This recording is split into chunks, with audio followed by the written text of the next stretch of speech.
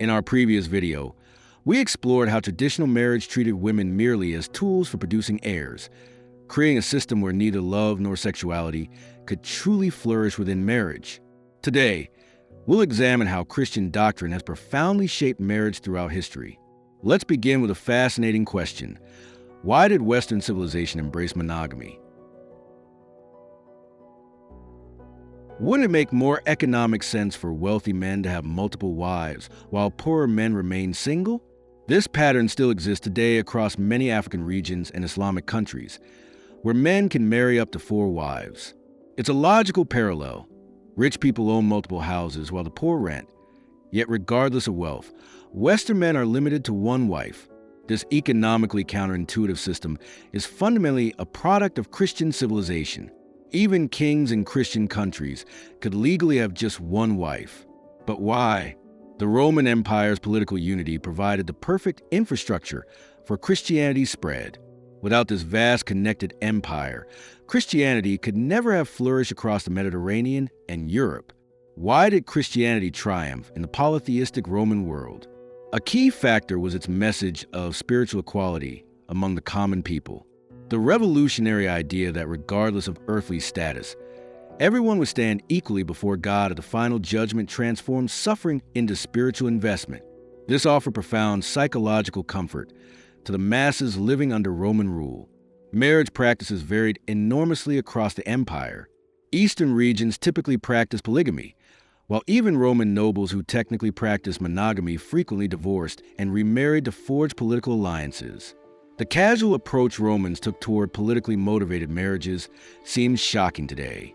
We might understand political marriages like Mark Antony wedding Octavian's sister, or Caesar marrying his teenage daughter to the middle-aged Pompey. But consider this extraordinary example. A Roman consul seeking alliance with a senator visited his home to propose to his daughter. When told she was already promised another, the consul simply said, "No problem, marry your wife to me instead." Even more remarkably, the senator agreed, personally walking his wife down the aisle to transfer her to her new husband at the wedding ceremony. As the Roman Empire collapsed, its social and legal structures disintegrated, creating countless problems. Rome had maintained dual legal systems. Roman law applied to citizens while the law of nations governed non-citizens. In the resulting chaos, legal questions multiplied. What was the status of a child born to a slave whose master had disappeared? Which master owned a child born to slaves with different owners? When disputes arose, people found courts and judges had vanished.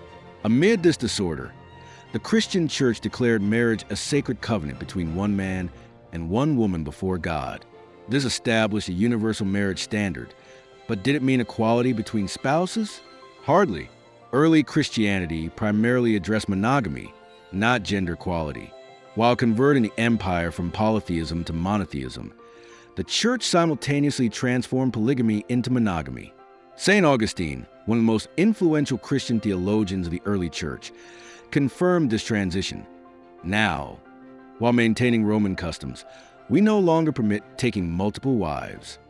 Initially, the church barely concerned itself with marriage ceremonies. With everyone anticipating Christ's imminent return and final judgment, marriage seemed pointless. The church valued virginity highly, considering it spiritually advantageous to face judgment unmarried, following the example of the Virgin Mary. Consequently, early Christian attitudes toward marriage were distinctly negative. No priest would bless wedding ceremonies. Couples wouldn't think to ask, and priests wouldn't bother attending. The church only intervened when women divorced and remarried frequently, creating a form of sequential polygamy.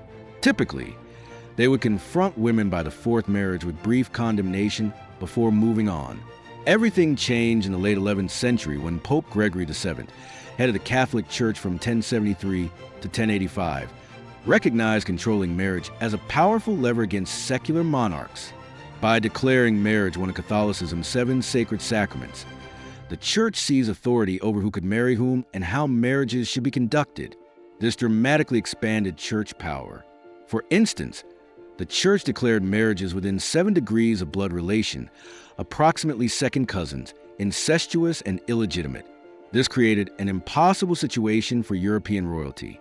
With so few noble families, finding partners beyond 5 or 6 degrees of relation became virtually impossible.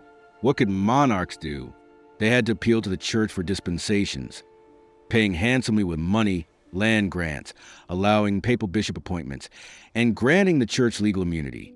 Making marriage difficult made divorce nearly impossible. England's King Henry VIII, ruler from 1509 to 1547, when denied his divorce from Catherine of Aragon, who couldn't provide a male heir, ultimately broke from Rome entirely, establishing the Church of England. Kings eventually pushed back. In the late 13th century, France's King Philip IV, who ruled from 1285 to 1314, forced the papacy to relocate from Rome to Avignon. As royal authority strengthened and church influence declined, French kings gradually reclaimed control over marriage. Abbott shares a remarkable example from 1587. A young man named Pierre began living with a widow named Isabel, having several children without formal marriage. 8 years later, a priest convinced him to marry in church. Soon after, Pierre's parents arranged a more advantageous marriage for him and successfully petitioned the royal court to invalidate his church marriage on the grounds that Pierre was under 30 when married and lacked parental consent. Government control over marriage proved preferable to church control. To legitimize its authority, the church declared marriage a divine covenant, dissolvable only through death, making divorce virtually impossible.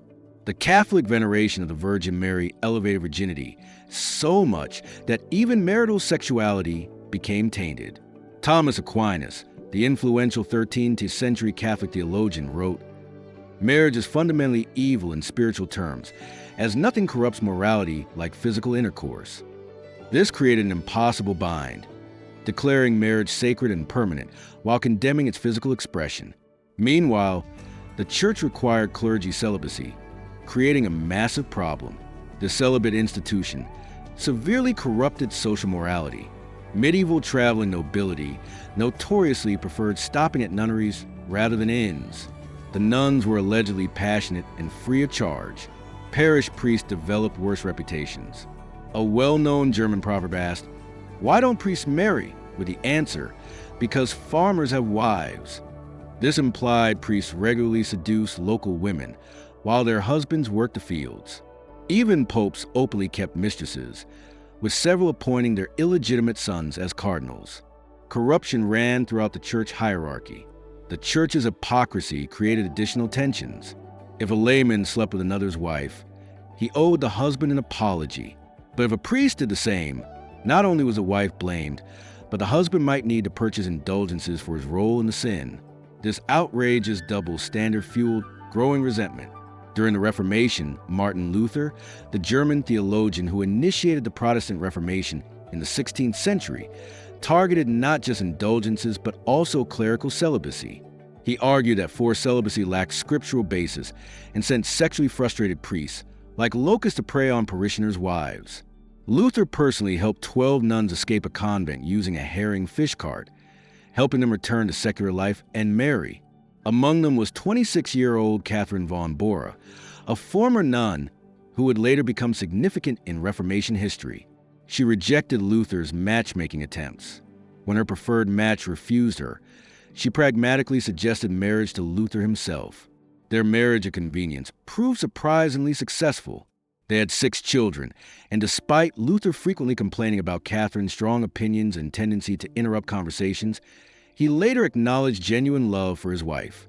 Catholicism remained fundamentally hostile to sexuality, viewing procreation as marriage's sole legitimate purpose.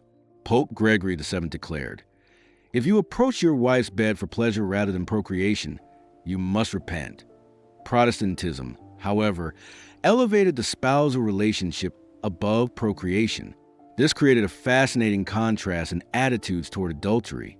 Since Catholicism viewed all sexuality as inherently sinful, it showed relative leniency toward adultery.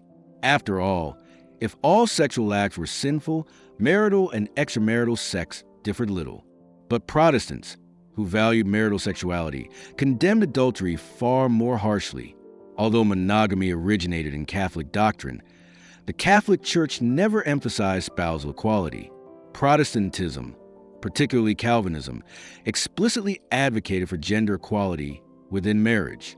John Calvin, the influential French theologian and reformer who developed the Protestant theology known as Calvinism, argued, a husband may have authority in other matters, but in the marriage bed, he and his wife are equal because neither owns their body alone. Therefore, a husband who commits adultery betrays the marriage contract, granting his wife freedom to divorce. This right for women to divorce adulterous husbands represented an unprecedented development since the establishment of patriarchal society. Calvin's position stemmed from the fundamental Protestant principle that all souls, male and female alike, possess equal standing before God. That concludes our exploration of Christianity's profound influence on marriage.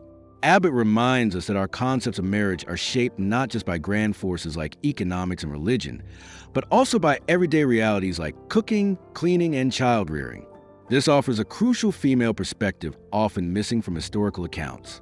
In our next video, we'll examine how these daily aspects of domestic life have shaped our understanding of marriage throughout history.